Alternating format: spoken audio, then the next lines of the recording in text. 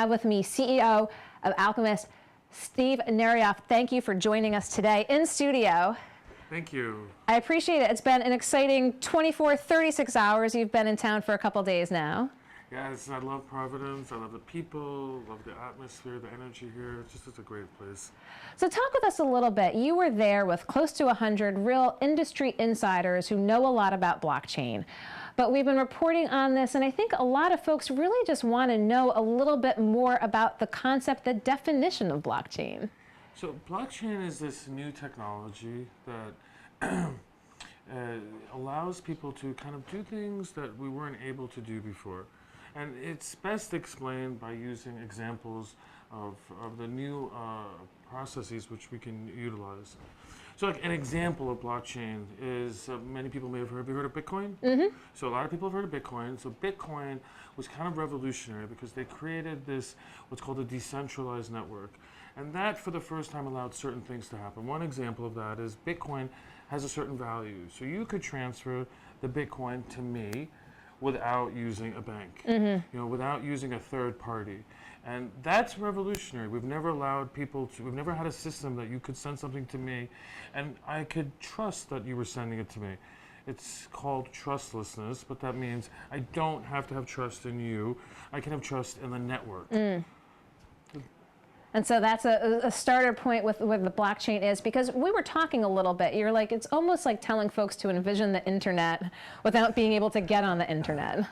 Right, so right now we haven't had that moment where people actually see what the blockchain is. So it's hard, so anybody out there that doesn't understand what I'm saying, these are really hard concepts to understand.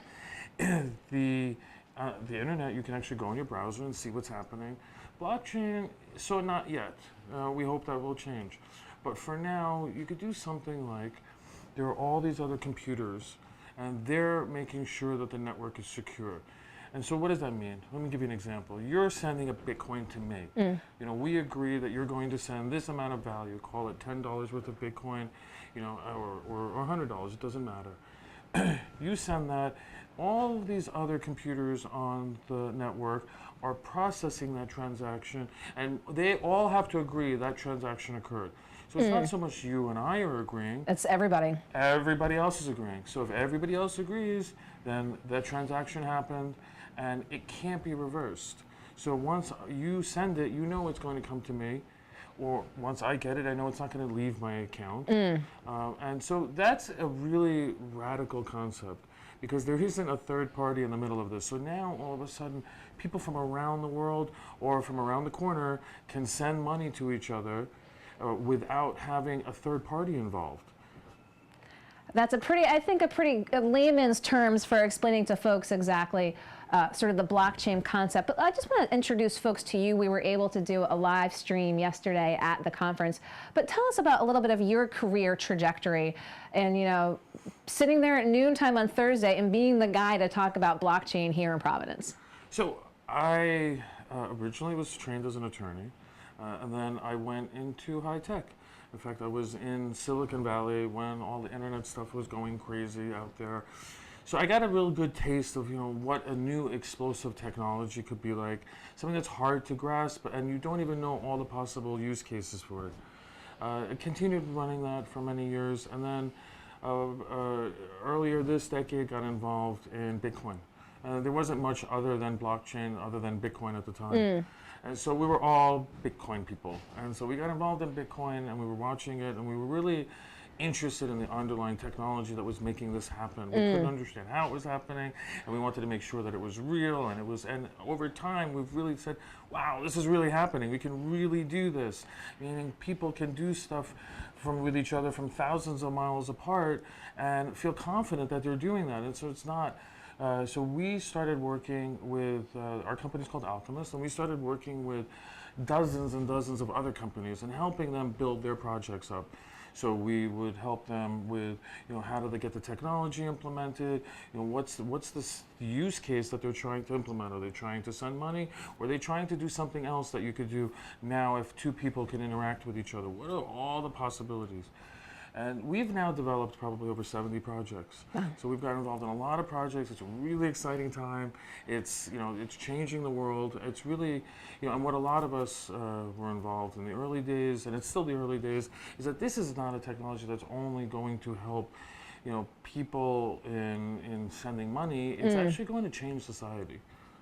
Well, a lot of that was discussed yesterday at the summit as well. It's applications, state government, social media, plenty to look at as well. So let's talk a little bit about that from the state's examples and being here in Rhode Island, having state leaders at the table about what folks in the industry are looking at states for in terms of how this could have an impact. I know one of the topic points that came on was bond offerings. I mean, that's just one of many ways that this could change it. So talk a little bit about how folks here in Rhode Island say, well, if it comes here, and well, from a governmental perspective, what that could even look like. So there are things, there's a number of things going on here, and one of them is taking a lot of the functions of the government and saying what it's called, putting it on the blockchain. Now, the blockchain is, they call it a distributed ledger. It's like a spreadsheet or database. What can you do when now you have this spreadsheet database amongst many other people? Everybody's holding a copy of it. Everybody's making sure that it's working properly. It's not one central place. And you have things like you can trust its validity. Nobody can change it. And if they do change it, it'll show that they changed that. So now There's fingerprints. there's a breadcrumb trail anywhere you go. So you have to be really careful if you want to try to, it doesn't get hacked, it's really secure, and it's open for everybody to see. So now when you look at a government function, something like a birth certificate, something like a land title, these are something like your title to your car. These are things that are sitting in a central data place someplace. And this new system of blockchain is offering huge advantages in areas that you want to be sure that your title is not going to get changed. This is really important, that it's not going to get hacked, that somebody's not going to put it in their name, and that if when I transfer to you, and it happens on the blockchain, just like if somebody tries to do something not so nice, but we're doing something valid, it's going to show that transfer. And that can't ever be done. 100 years from now, that transfer will still show, between me and you. And so that's really exciting to be able to put all of this stuff on the blockchain. It's imperative. We take it for granted here, but when you look at countries outside of United States and Europe and certain parts of Asia, they don't have developed systems. And so they didn't even get to our last set of systems. They're going to just leapfrog right over it. It's kind of what happened with copper wires. They just went right to wireless. These second and third world countries. So they're actually going to be ahead of us, and a number of countries are ahead of us right now. And so, but it still benefits us, and people don't, you're paying a lot of money for things like title insurance and this to make sure that when you buy a house, you own this house, you have title to this house. This will help in a long way assuring all of that.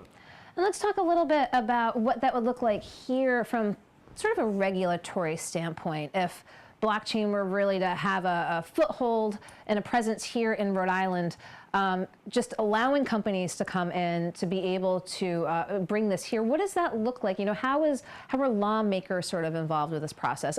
Banking regulators. Right. So with blockchain, because it's a new technology, and because our laws in many parts of the United States are a little old. So there are laws, and it's the old round peg in a square hole. We have laws. I don't just know, won't apply. That's right. And so these laws simply don't apply. When they made the laws, they were never thinking in a wildest dreams of something like this technology. So it just doesn't apply. And so they have to come out with new laws. The laws change very slowly. Technology moves very quickly. Yes. These are not a good race.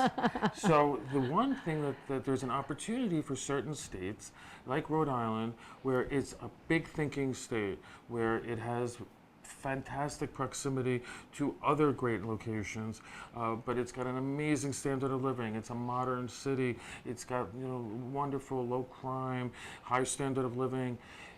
Yet it could attract this new industry, and it could attract these high-paying jobs. It could attract companies that have a lot of funding that are looking for a home. And one of the areas that they really could be helpful for each other, both, is coming up with regulations. The regulations should apply to this type of technology. The regulations should first and foremost should protect the consumer. That's what it should do. But it should be something that a company in this industry could look and say, I understand what it says. I may or may not like it, but I understand it. Right now, they just don't even, it doesn't exist, or whatever exists, they don't understand. And so there's a few different states that are looking to be forerunners. And you find this in all new technologies.